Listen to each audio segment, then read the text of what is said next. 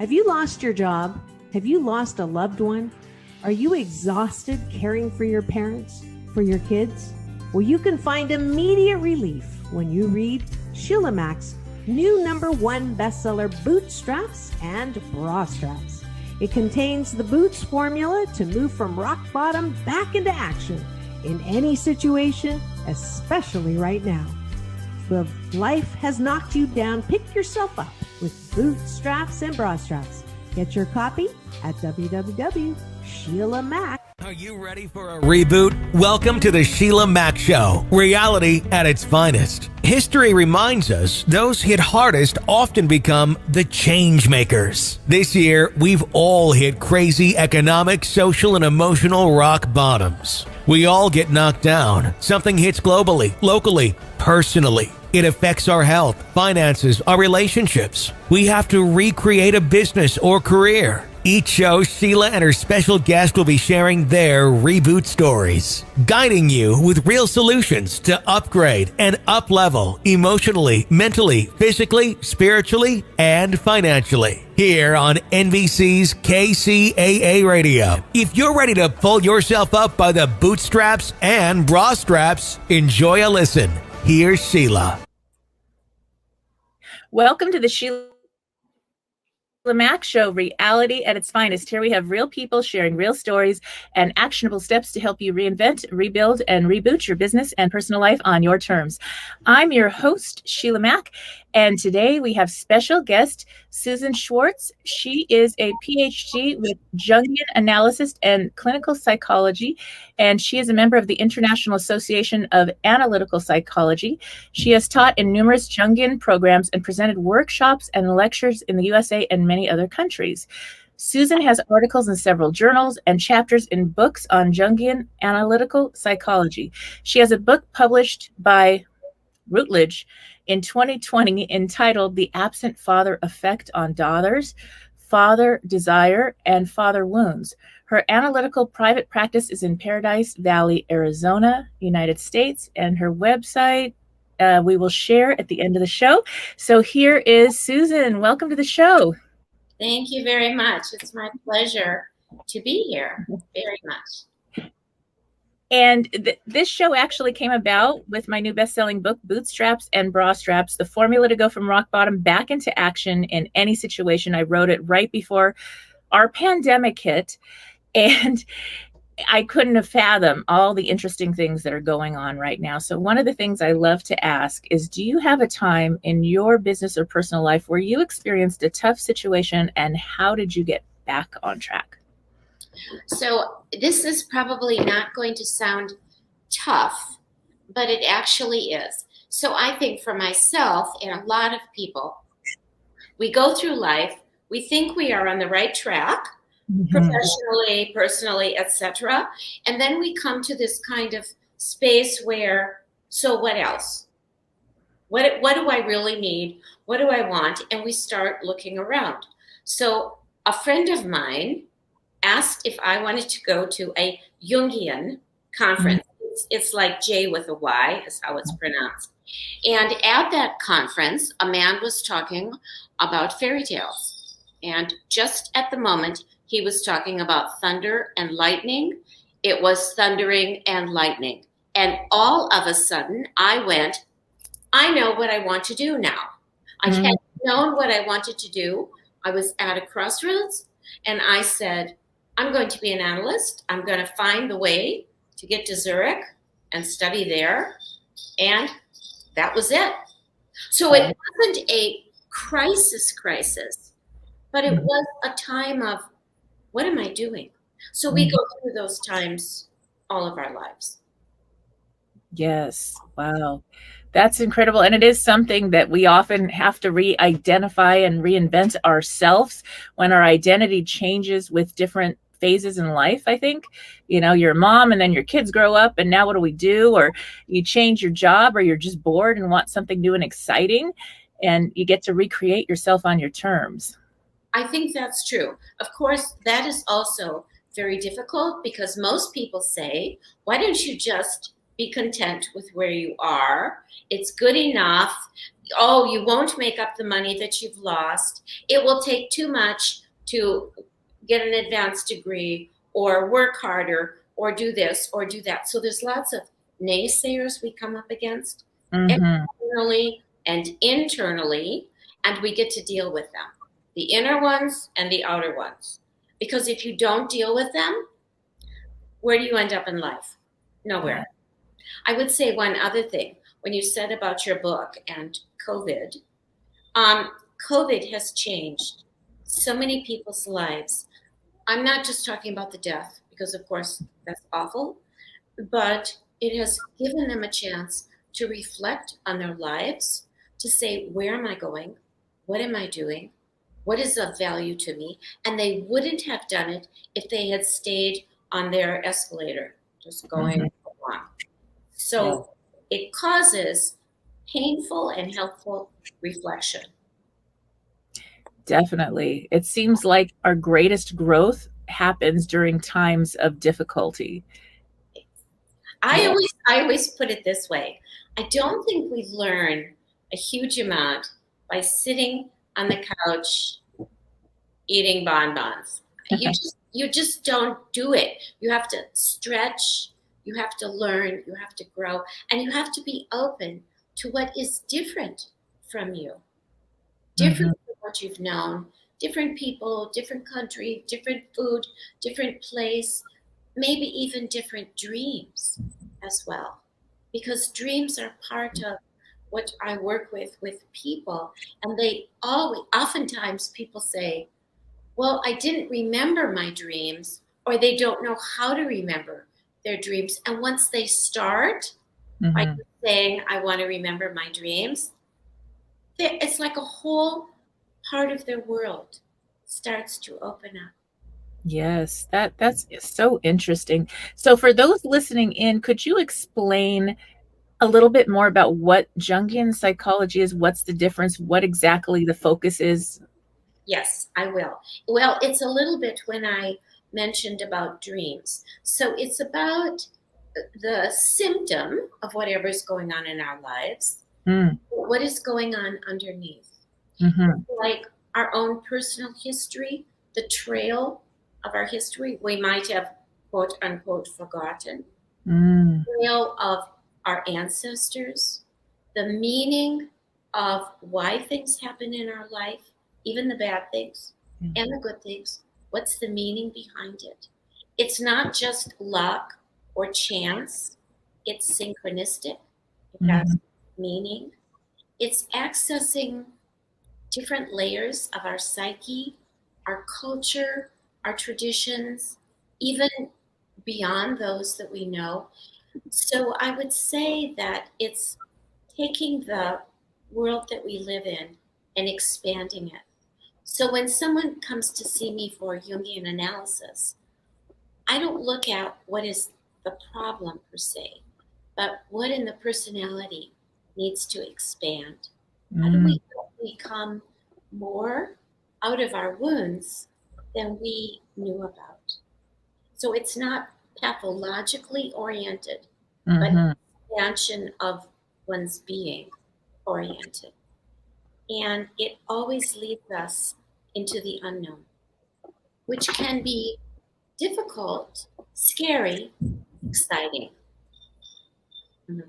All those things. Wow. So it's a deeper way of being in life. That sounds incredible. I've studied some psychology and just love it. And my daughter's studying it now full time. So I get to hear a lot of readings from textbooks, but how interesting. Do you go into actually people write down their dreams, or how does this dream part come into the sessions? Okay. Yes. Well, what people do is they write down their dreams, they record them, they put them in their computer or their phone. Oftentimes, well, sometimes people have, a journal that has got real paper in it, but a lot of people have got their computers, they've got their passwords, and they keep it secret that way. Some people want their dreams secret. Some people don't. I oftentimes ask people, so what did you dream?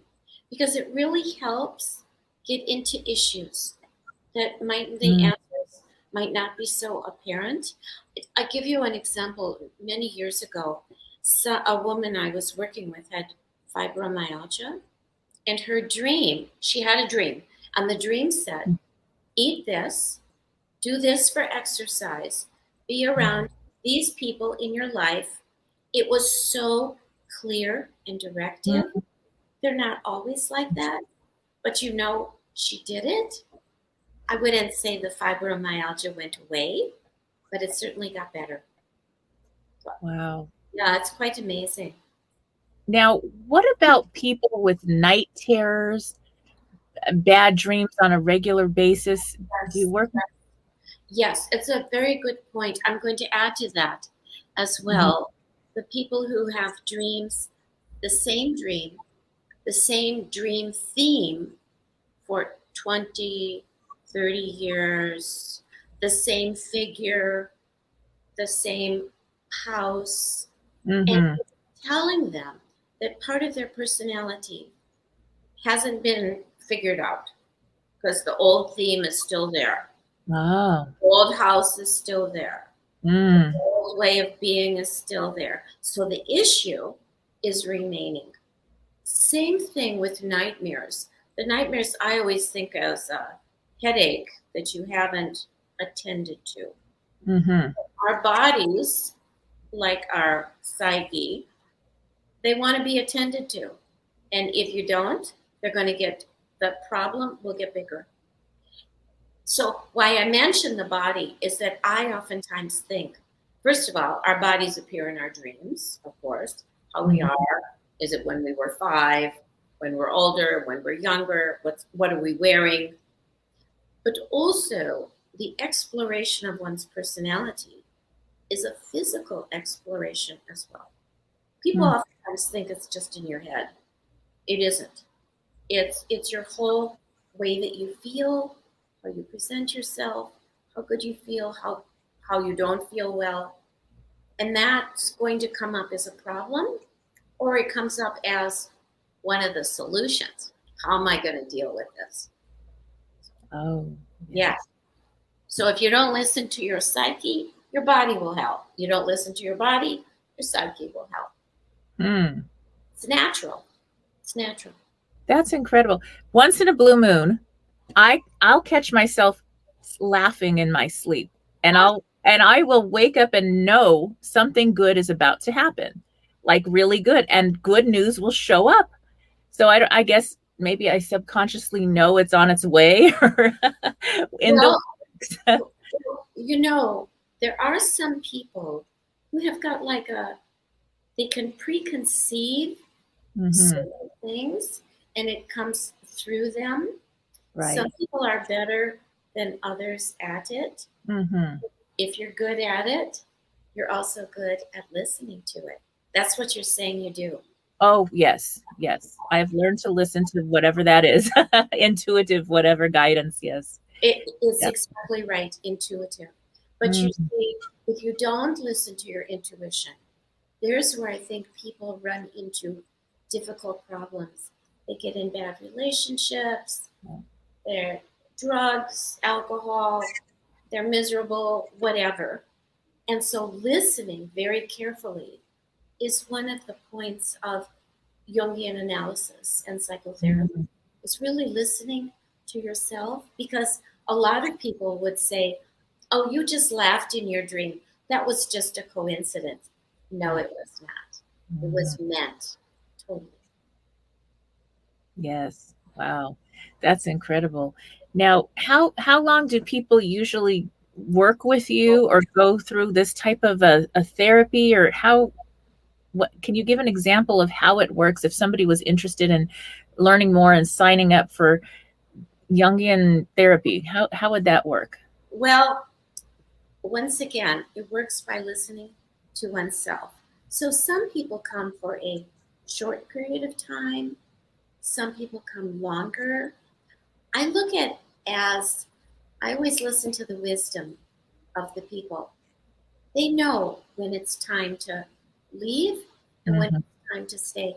I would say that the value of deeper work is you find out more.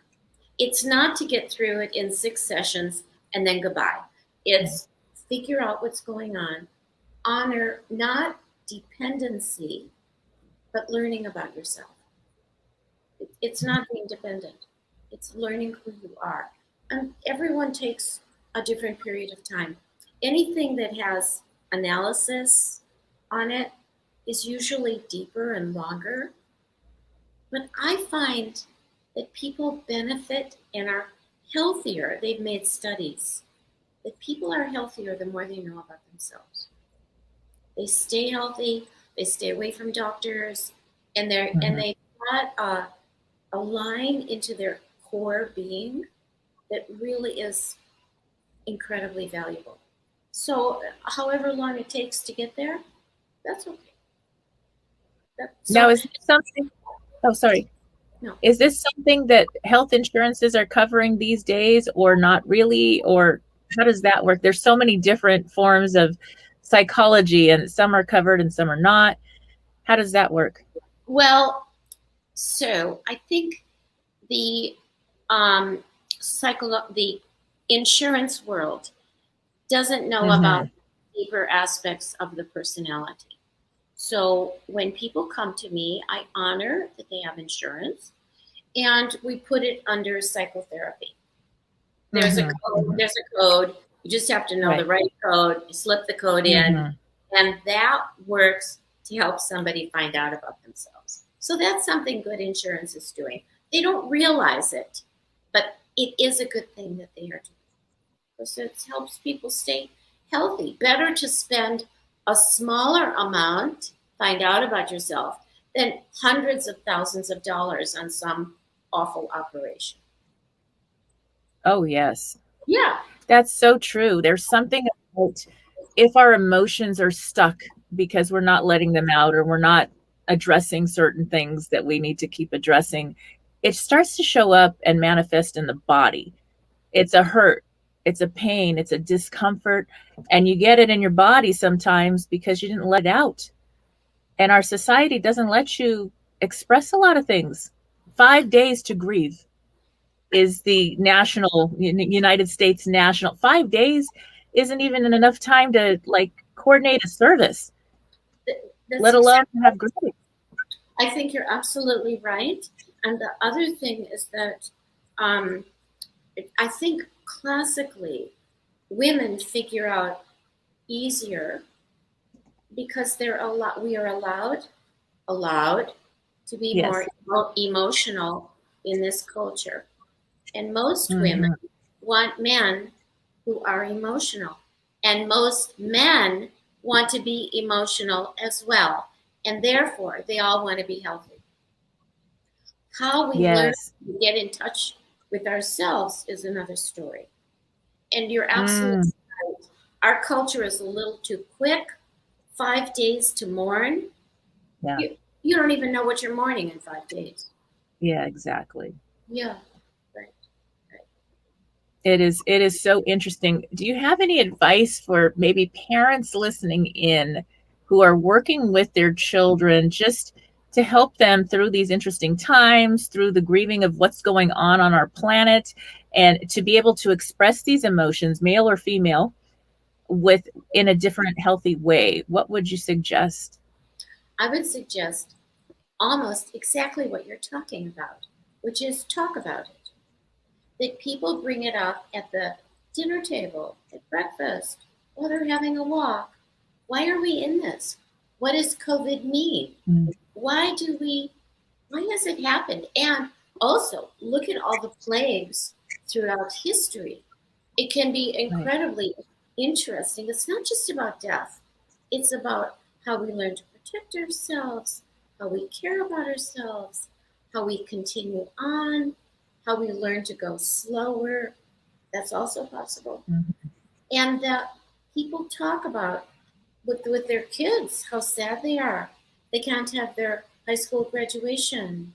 They can't they can't go to the dance. They can't do this. They can't do that. And how they must miss it. And then how they are going to feel going back to it. So I think it's also not just to focus on the children and say, how do you feel? But the parents being able to say to their children, I am really sad too. Yes. Mhm. Oh, yes. Modeling, expressing these emotions, not hiding them from the kids is so helpful, I think. Well, Really makes a difference. I think so. Most people that I've talked to for years, I always say, oh, you did know what was going on. And they would say, yeah, I did know, but I knew I couldn't say anything. Or they will say, oh, Mm-hmm. no, the children don't know. I will say, oh, yes, they do know. I do. Their children know. And they will be better off if you talk with them and recognize how smart they are and what they know. Mhm.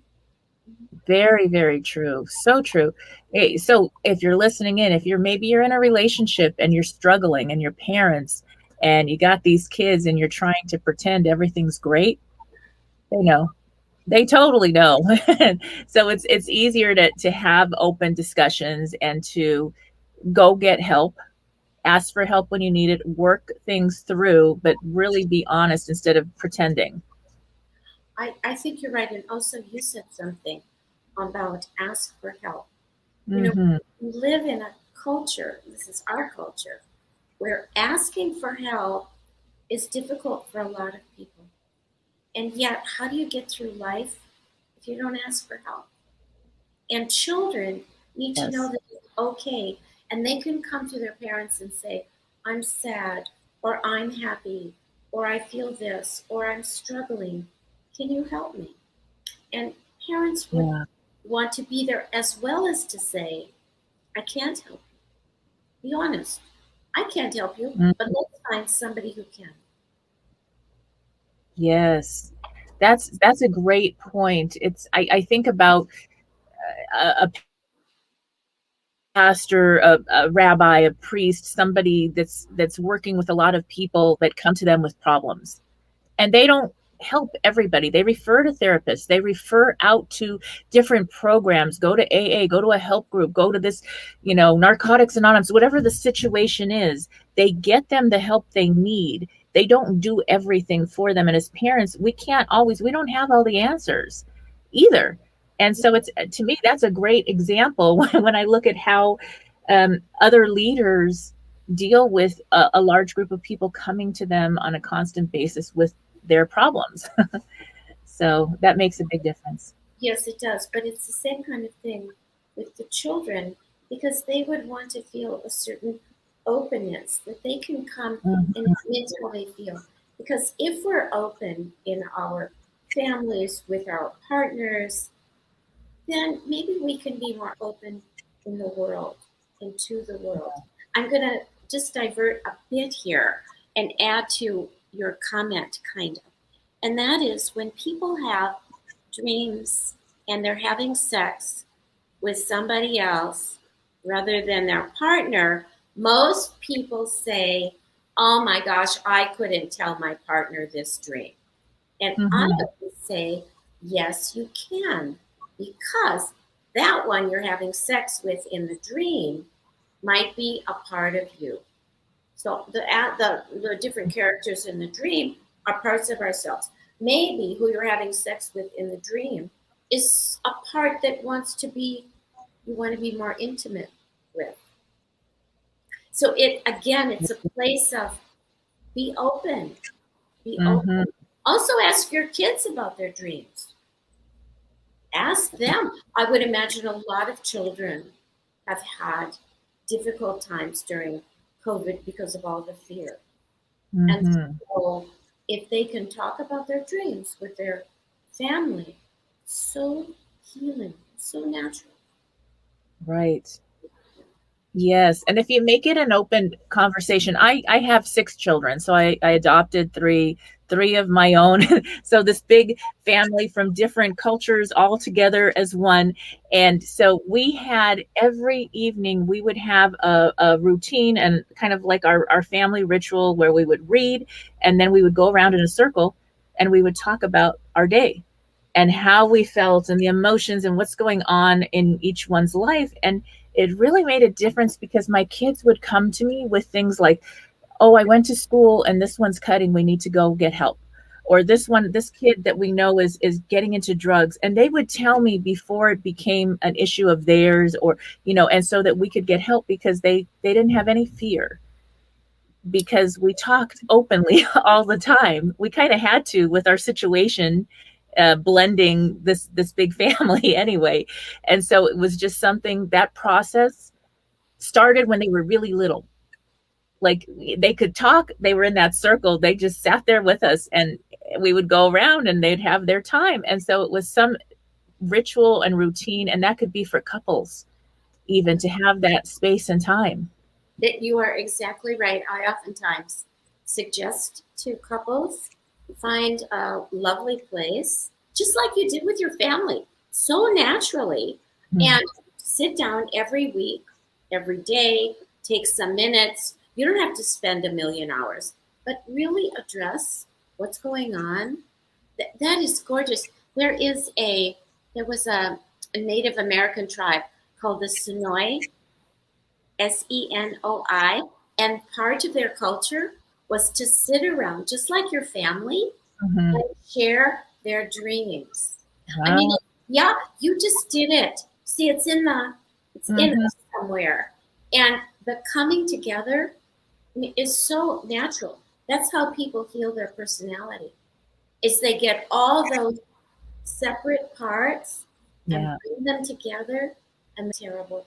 And if those take a longer period of time, I do think people can heal. I just think it depends on how much energy they're willing to put into it, and that hopefully their personality is not too shattered. Some people were very shattered, and other people find a way to access out of being shattered. Definitely. There's always something, and doing the work is hard, but it's harder to keep repeating that pattern and doing the same story over and over again, to be honest, and far more expensive than any therapy usually. Well, I So, think you're right. That's I just have to say that's quite why I entitled the book on absence, because out of the absence actually comes life. So if you're not afraid to look at what you didn't get and can go into it with the idea of, I can find more. I can find a better figure inside of myself. I can develop relationships. It's not to stay stuck. It's to move and grow. yes, that sounds incredible. Could you share some of your favorite parts of that book, or points in the book about absence? That sounds like an incredible book. Yeah, okay. So I'm going to talk about, this is not my concept, but there was a French psychoanalyst named Andre Green, very, very good. And he speaks about the absence in the sense that it's not really, it's absence of the parent, and in my book, it's of the father. But we carry images inside of us. Jung calls them archetypes. It's like the father.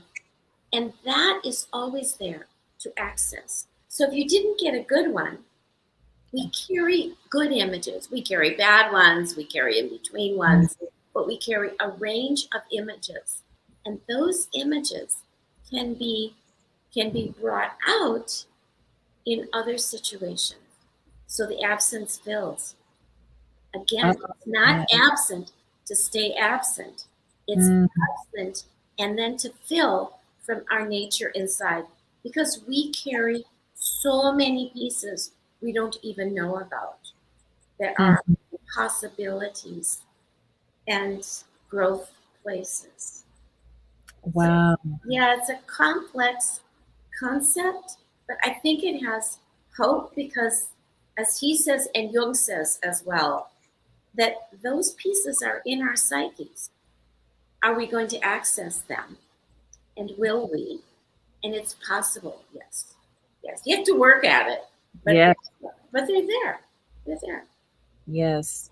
That is something that's so incredible. I remember I was a Waldorf teacher for quite a few years with my children, and I got to have them with me and go through, I taught the grades and this and that, and I loved it. And we studied Rudolf Steiner, and his theory was that children come into their families, even if oh my gosh, this is the most messed up family on the planet, but it's the choice.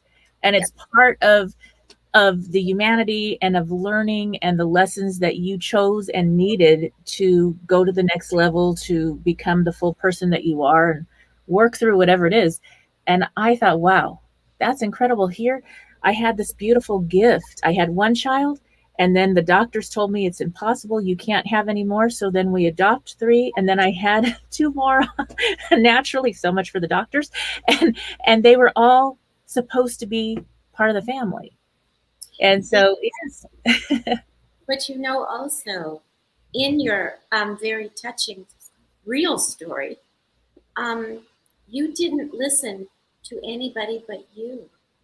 And that's the point of finding yourself, is knowing that you listen to yourself no matter what anybody else says. Who knows us better than us? Yes. And very, very interesting how things evolve for you. It's interesting. Had you not adopted, maybe you wouldn't have had the others. You can't tell. So out of your desire and want look at what came from all of that. Beautiful. It's an interesting story, yours, but also it applies to how much we can develop beyond what we really know or realize. I just want to add one thing as well. Jungian psychology is oftentimes, I use the word archetypes, but really means not that you're kind of born with this set piece, but you're born with something that anyway is going to emerge. You could put it that way. And developed from all those past generations to now, and to look at what's going to happen in the future. So we're all connected. Yes, very much all connected. Something that this universal pause has reminded us more than ever. Everything affects everyone on this planet right now. So it's, It makes it even more important to understand yourself. Because if we think about how many people we interact with, and then they interact with. So if we are aware of ourselves, we try to be conscious. We try to be compassionate, empathic, real. How about being real, not phony? Right. We pass on an amazing energy that's very powerful that we did find out about in COVID. I hope we don't lose it. Right. I hope we do not. It's kind of a wake up for a lot of my young family that's now college and above. They are so involved in politics and in listening to their elders, like the grandparents, the grands that are still with us, hearing the living history. They're really interested. I expose them to all that all the time, but now they're like, I need this. I need to get all this. I want to see the history. I want to understand where we came from so we know where we're going. And it's just, it's a hunger now and a desire for our younger people that I love. And I see it with all their friends. And it's a really cool thing that I don't think it would have happened when everything was great. It was, what are we going to wear, and next college and class and job and, all that stuff. But it's the value of, like what you asked me at the very beginning. It's like, what happens when you come to a crossroads or a pause, and then where are you going to develop and remain conscious after that? I do think that what you're saying about your children and the grandparents and their focus, and they're in their 20s or so, I guess, Yeah. but their focus is quite deep. And so they got that from you. You got that from somewhere, and they're passing it on. And if we are aware of how valuable we are, oh my goodness, we could create amazing, wonderful things if we realize our value. And that's actually the point of absence and lack, is to figure out what you desire and get what you're after. So good. So true. That's beautiful. Now, we're coming to the end of our talking time. Could you share again about your book and programs and how people could get started if they were interested in doing this type of work? Okay. Well, my book again is The Absent Father Effect on Daughters, Father Desire, Father Wounds. And I can be found on www.susanschwartzphd.com. And I'm on all the social media places. And on those places, it usually lists when I give a presentation, etc. And there are many Jung societies, Jung, Jung societies, and institutes where you can learn more. You can go to presentations. And now that almost everybody Zooms every single day for I don't know how many hours, there are so many things that are offered, and they're more accessible. So that's one of the beauties from COVID, is people are taking advantage of going to a conference in Berlin and they didn't get on the airplane. Yes. So there's that. I love that. I love that. And you mentioned, okay, so you're working with daughters of absent fathers as one of the points. In the book, yes. In the book. So could you go into a little bit more about that? That sounds fascinating to me. The difference, or how that affects daughters, what you've seen. How it affects them, I'll give a range. One is that some daughters go, you know what? I didn't have a father, and I am bound and determined that I'm going to get there. They won't get a father, but I will get my career, my relationship. I'll have it better. Maybe I'll have children. Who knows? There's that resolve. The opposite of that, Jung calls it a negative father complex, is they get depressed. They get sad. They get disappointed. They hold themselves back. They don't know how to use their assertiveness.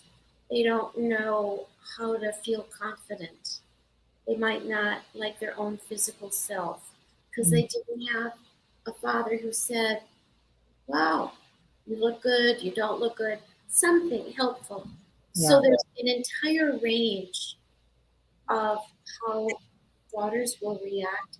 One of the things that I have found is that when I ask daughters, I could ask the same thing for sons, but we're talking about daughters. What was their father when they were growing up? They will say, well, he wasn't there. He was absent, usually. Or he was there when I was little. And then I became 12. And then he pushed me away. So the father lost out. He didn't get to be with his daughter. He didn't understand her. And he didn't learn to understand himself. She got a lot of confusion. So there's many complex reactions to that absence. Yeah.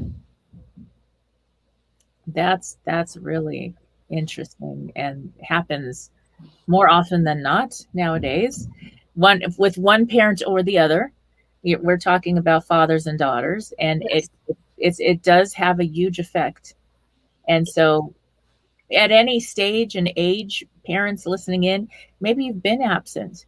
That's okay to show up again. It is okay to get started, to do some work with somebody, to show up again and to reunite as well at any age.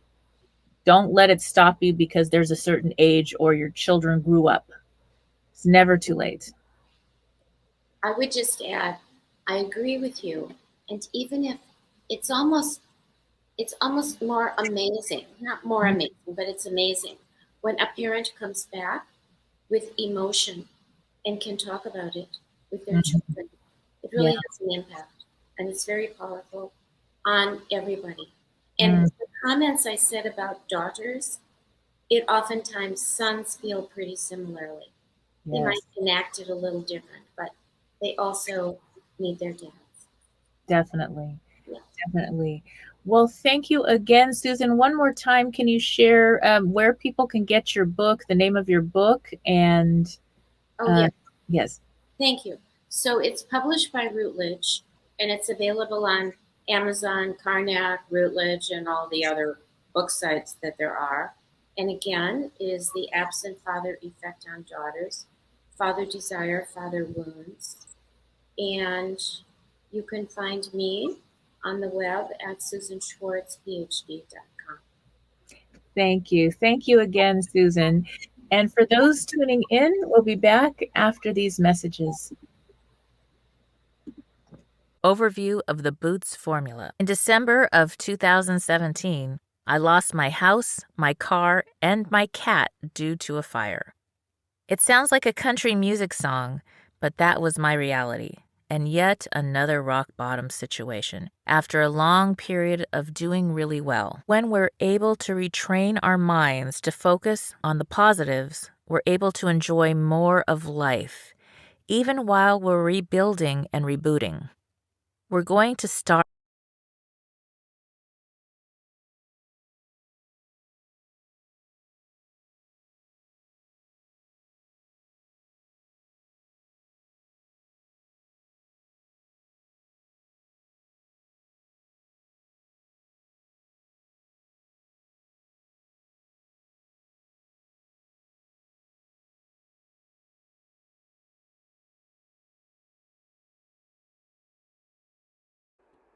If you are just tuning in, this is NBC's SHEILAMACSHOW here on KCAA the station that leaves no listener behind. I'm your host, Sheila Mack, and today we had a great discussion with a professional psychologist who is focused on the Jungian psychology and its effects on work-life balance. So I did some more studying on this incredible dream psychology that helps integrate different parts of us. And I actually went and saw a psychologist and did some work, and it was kind of cool. It was very helpful. And so I just wanted to share a little bit more about what I researched about it. So, Jungian psychology, also known as analytical psychology, is a psychological theory and therapeutic approach developed by Carl Jung. It emphasizes the importance of understanding the unconscious mind and how it impacts our behavior, our thoughts, and our feelings. One of the key concepts in Jungian psychology is the idea of individuation, which refers to the process of becoming whole and integrating all aspects of the self, including the conscious and the unconscious mind. This process can help individuals achieve a better balance between their work and personal lives. So, this was something I did after hearing about Susan's work, and it really has been very helpful for me personally. And I think that there's other coaching programs, different programs that I've attended and been a part of that also work on a similar note as far as working on the unconscious mind and our conscious mind and that integration process. So it wasn't like I needed a lot of visits, but it was just really cool to get that. And it has made a great difference in my productivity and that balance that I confess I am, just in case, if you know me personally, you know me well, I confess, a type A person, especially when it comes to helping people reinvent, rebuild, and reboot their business and personal life. So that's why I do this show, and that's why I do many other things, working with my clients, working with small businesses that are starting out, and really just helping people. And that is my passion. And so it also requires me to take some time off and to have that balance. And I struggle with that because I love everything that I do so much that I am having fun when I work or when I'm involved with the show and doing everything that I do. I really enjoy it. And so that's important, but also the other time for rest and recuperation and fun and doing the other parts of life is so important. So it was just huge. It was so helpful for me. So going back to what I learned about this entire process is Jung believed that our work should be expressed differently based on that in a meaningful way. And so by understanding and embracing our unique talents and our interests, we can find work that is satisfying and that allows us to use our full potential. This can lead to a greater sense of satisfaction and balance in our lives. And I think that is so cool. And I don't know how I figured that out my entire life, primarily as an entrepreneur. I have worked for businesses, companies. Right now I do a lot of consulting and contract work and this and that, which I love because I'm helping people. And it was finding that really fueled me throughout my life, where I feel really balanced because I'm having so much fun with all I'm doing. It does make me jump out of bed in the morning and stay up late at night sometimes.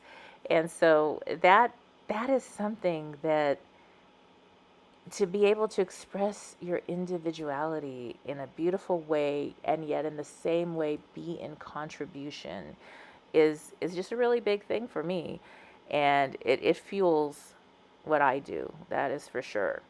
So finding that, and you might think, oh my gosh, well, I work as a fill in the blank, and I don't love my job. I work for money, to pay my bills, for my family that I love, to provide for myself, for my needs, whatever it is, or to fuel a hobby or some type of charitable contribution that you do.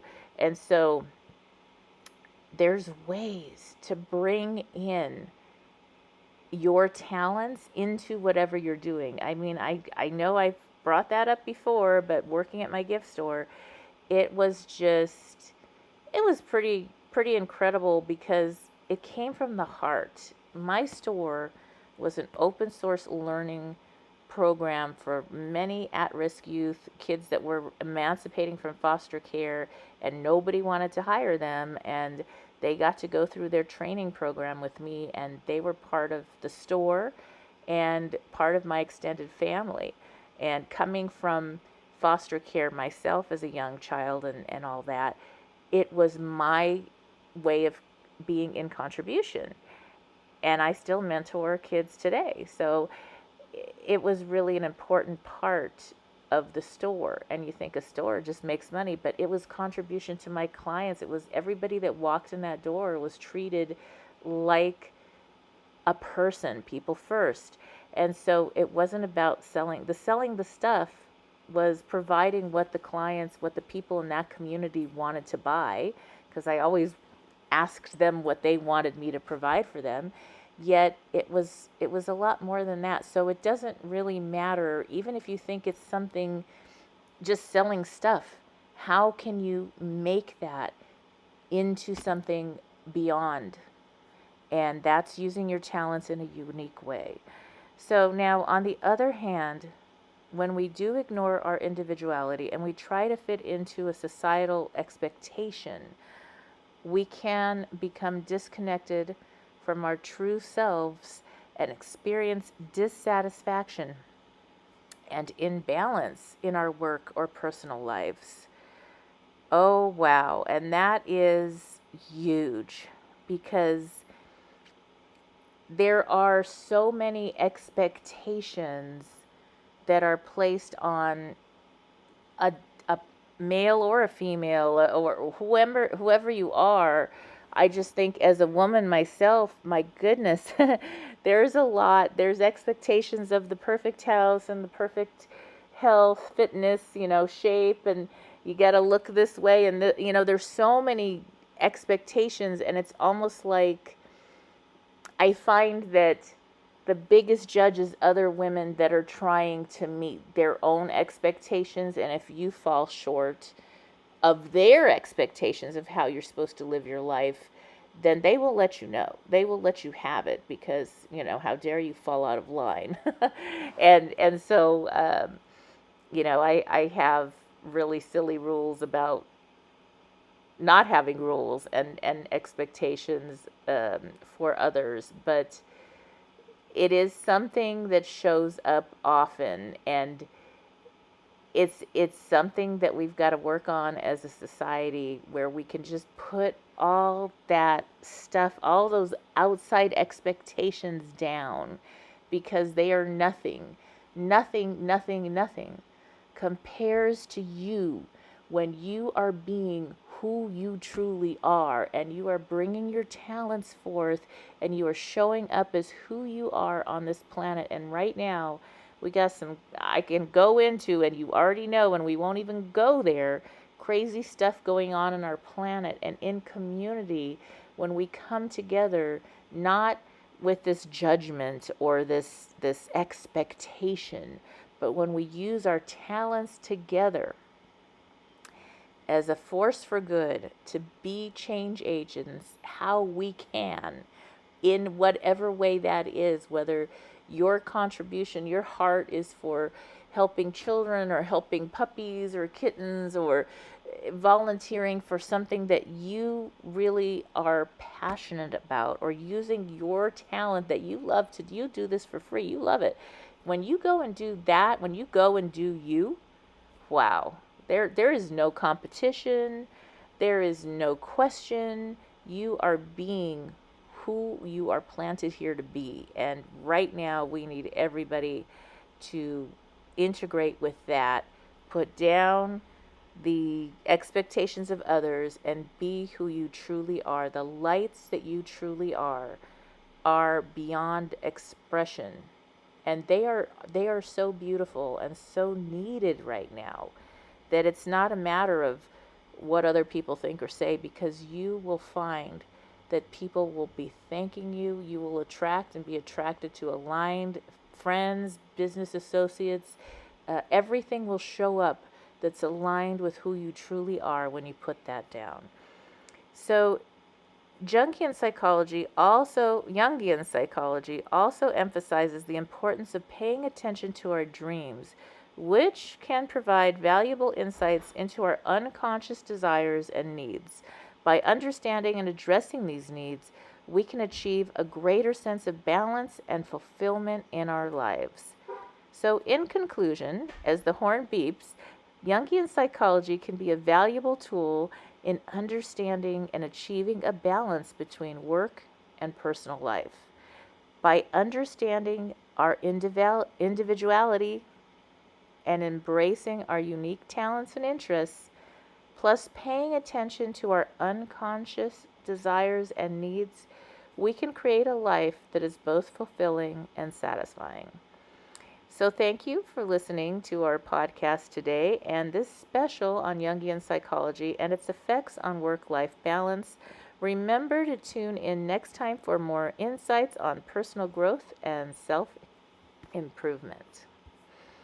That's right. Ways for you to reinvent, rebuild, and reboot your business and personal life on your terms. All right, I have found something magical, something new that I am loving.